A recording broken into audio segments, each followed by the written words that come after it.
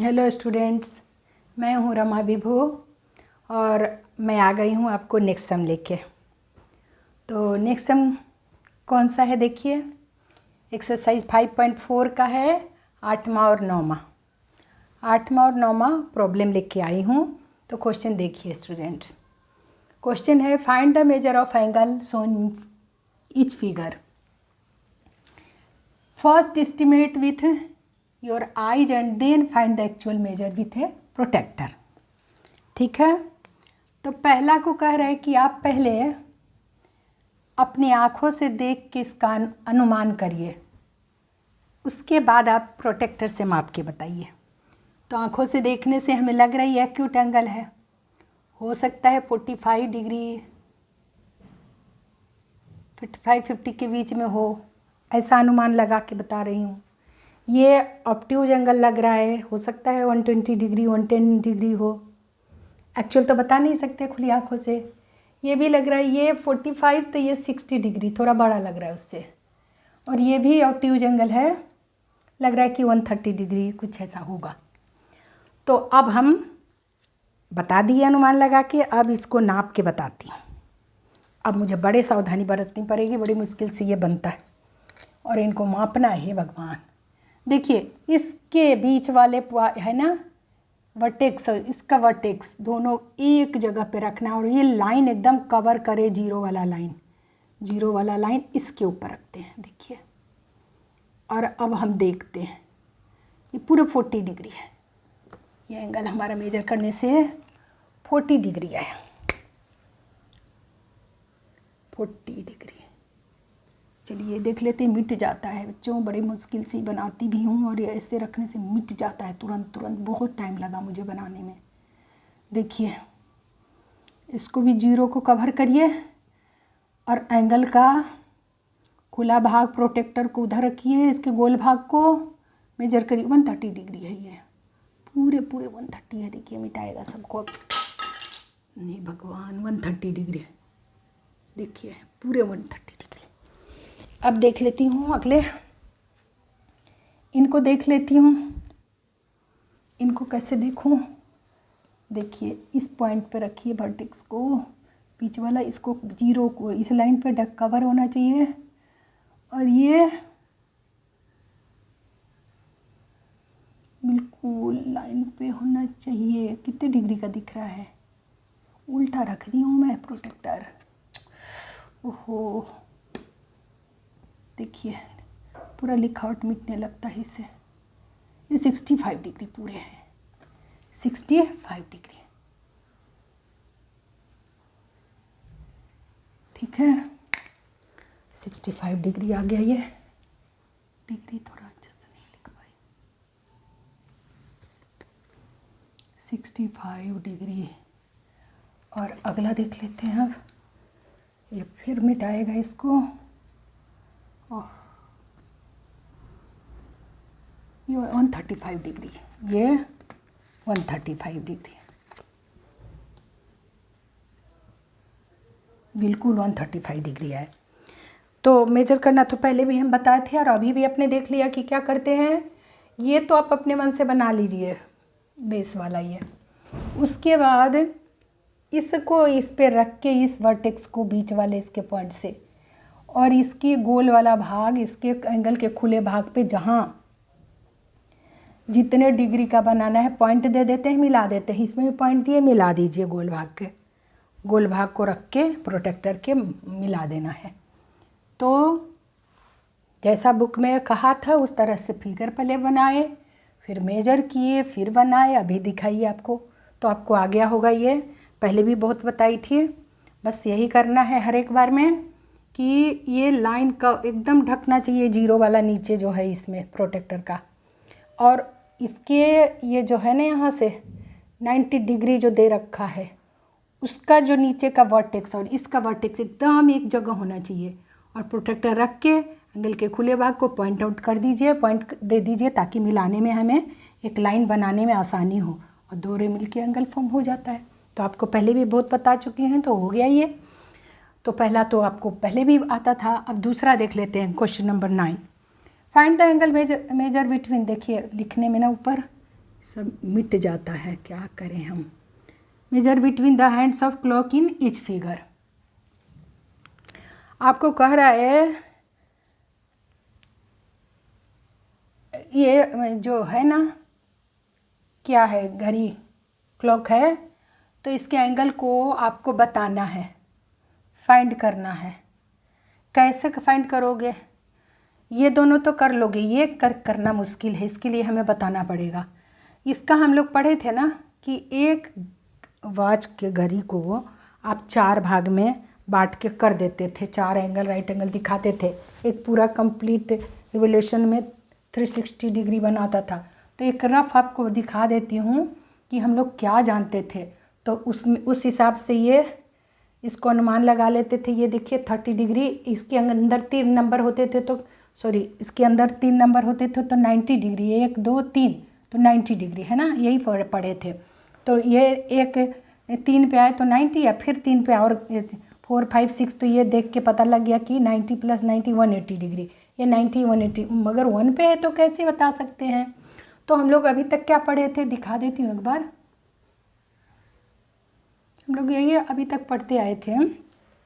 क्या पढ़े थे, देखिए गोल नहीं बनता है, वैसे बहुत मुश्किल से बनता है, तो क्या करूँ मैं, जस्ट आपको ऐसे बता रही हूँ, बस बता दूँगी।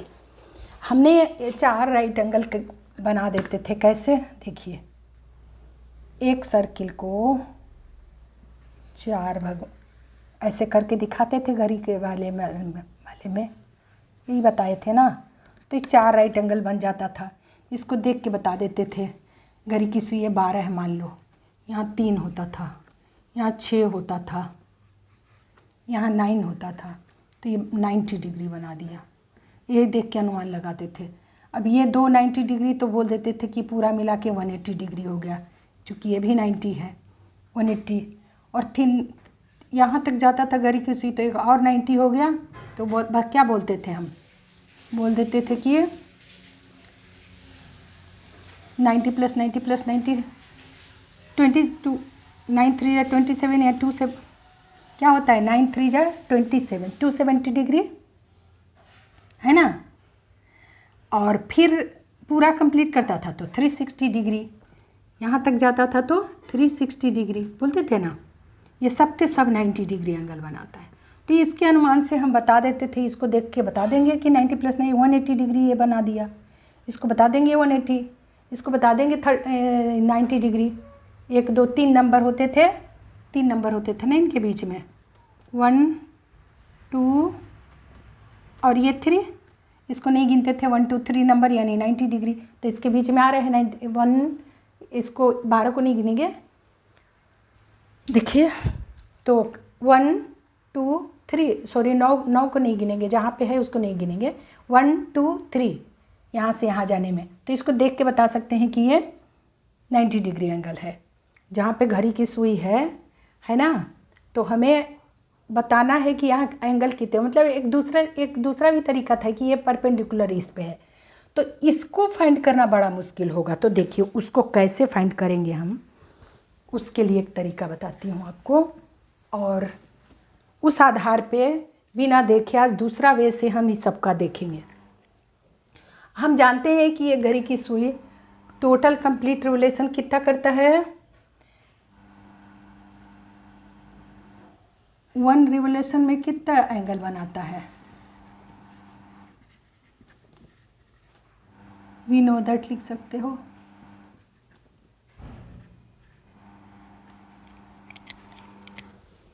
we know that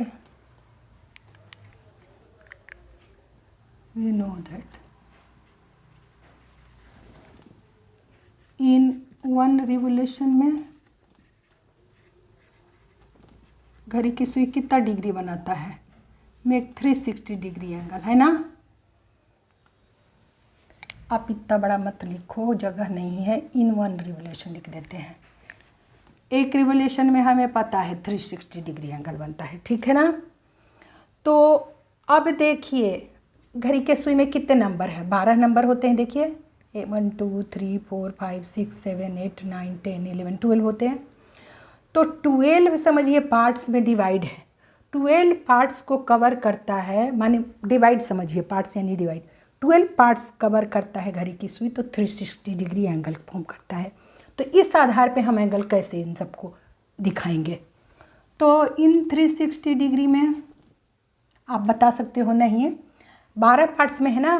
तो देखिए अब मैं आपको ऐसा आप पढ़ते आए हो आज तक कि मल्टीप्लाई के केस में क्या करते हैं, ज़्यादा हो तो मल्टीप्लाई कर देते हैं, सॉरी मल्टीप्लाई के केस में नंबर बड़ा होता है, जैसे अभी दिखाती हूँ।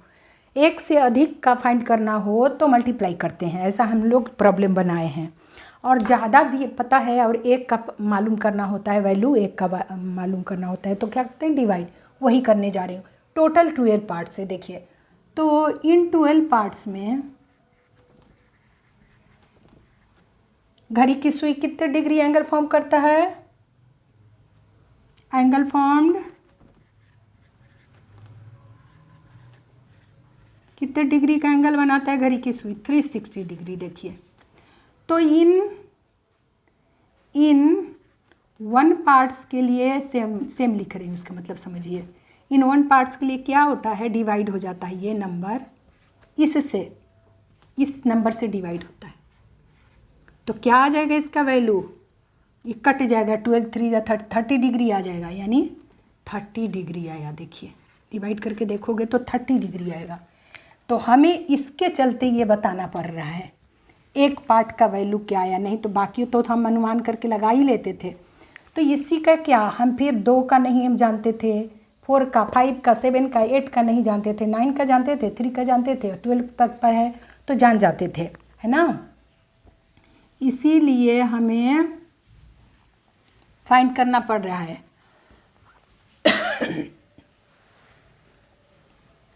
12 से डिवाइड करेंगे, ठीक है।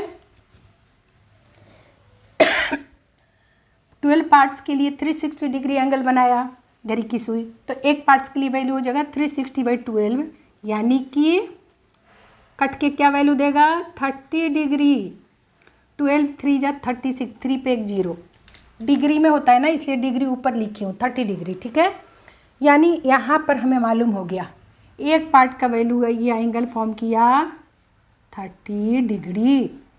अब चलिए इसको बताना है, मैं ये भी बताऊंगी। एक तो जानते हैं हम कि 3 पे है तो 90 डिग्री, फिर 6 पे आगे 6 दूरी डिस्टेंस तय किया तो 180 डिग्री।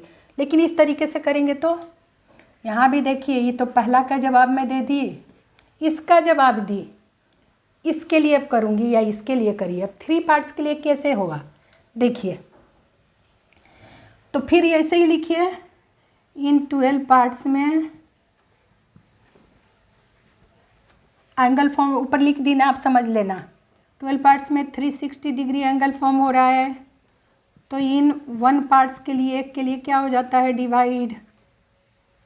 लेकिन वो क्यों कर रही हूँ मैं, हमें तो अब क्या करना है, ये तो बता ही दी मैं एक पार्ट्स के लिए, दोबारा बार बार वही काम क्यों करूँ मैं। तो अब आप समझ लीजिए कि घड़ी की सुई अब कितना यहाँ पे है, 1 2 3 पार्ट्स कवर किया है, तो 3 के लिए क्या निकालोगे, एक के पता हो गया ना। तो देयरफॉर इन 3 पार्ट्स के लिए कितना हो जाएगा, 3 पार्ट्स के लिए एंगल फॉर्म क्या हो जाएगा, ज़्यादा के लिए मल्टीप्लाई होता है, क्या हो जाएगा, मल्टीप्लाई। एक का तो पता हो गया ना 30 डिग्री, तो इन 3 पार्ट्स लिखना था, इन 3 पार्ट्स के लिए कितना हो जाएगा, एक का 30 डिग्री, तो 3 के लिए क्या कर देंगे, 30 से मल्टीप्लाई, 30 × 3 यानी 33 जा 90 डिग्री। देखिए इसका भी फाइंड कर लिए, क्या फाइंड कर लिए, 90 डिग्री। उस तरीके से आज दूसरा तरीका से बता रही हूँ मैं आपको। देखिए अब देखिए ये दूसरा बता दी, इसी तरह से आप इसको 2 लाइन में लिख सकते हो। देखिए ये डिवाइड करके ज़्यादा 12 पार्ट का पता है, 360 बनाता है तो एक के लिए ये, तो आप ऐसे लिख सकते हो इसको, आप लिख सकते हो ऐसे 2 लाइन में लिखो। अब मल्टीप्लाई का केस क्या मैं आपको सिखा रही हूँ सम जैसा बना के लिखने के लिए। यहाँ लिख सकते हो कि इन वन पार्ट्स में अभी निकाले ना हमने, इन वन पार्ट्स में एंगल फॉर्म 30 डिग्री, या इन वन पार्ट्स में एंगल फॉर्म्ड 30 डिग्री। तो इन 3 पार्ट्स कवर किया है। हाँ, तो 3 पार्ट्स में एंगल फॉर्म कितने डिग्री का हो जाएगा? इस नंबर को, ये जो 30 है ना आया, उसको 3 से मल्टीप्लाई करना पड़ता है। ये मल्टीप्लाई के केस ऐसा आप सम बनाए होंगे प्रॉब्लम सोल्व में। ज़्यादा का पता है, एक का निकालने डिवाइड कर दिए। यहाँ एक का पता है, ज़्यादा का निकाले तो मल्टीप्लाई कर दिए उल्टा। तो 33 जा 90 डिग्री। दूसरा का मालूम कर दी मैं। अब तीसरा का कर लेते हैं। तीसरा है हमारा ये पहला, ये एक का वैल्यू मालूम करने इसलिए इसका पहला नाम दी, क्योंकि एक का हमें पता नहीं था। ऐसे फिगर देख के हम तो मालूम कर लेते थे, लेकिन 4 भाग में डिवाइड करके एक सर्किल को 1 पे, 4 पे, 5 पे मालूम करना मुश्किल था। तो चलिए तीसरा देख लेते हैं। 6 पे है तो यहाँ भी ऐसे लिखिए, इन वन पार्ट्स में का पता है। जब एक का पता है एंगल फॉर्म्ड, क्योंकि हमने ऊपर निकाला एक का,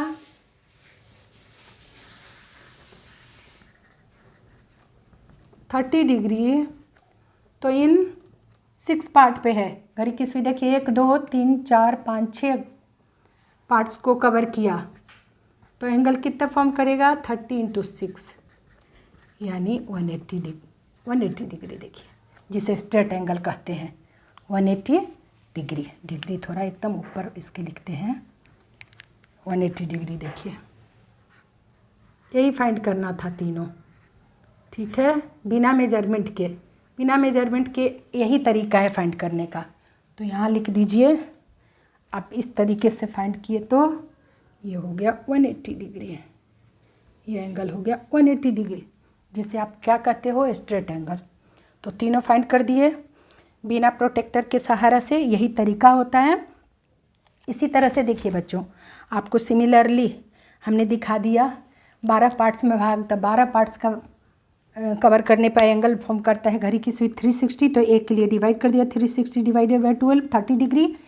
अब हमें एक पार्ट का पता हो गया, एक पार्ट का 30 डिग्री। तो 3 पार्ट के लिए एक से ज़्यादा है, 3 पार्ट एक से ज़्यादा है ना 3, तो 3 पार्ट ज़्यादा के लिए मल्टीप्लाई कर दिए।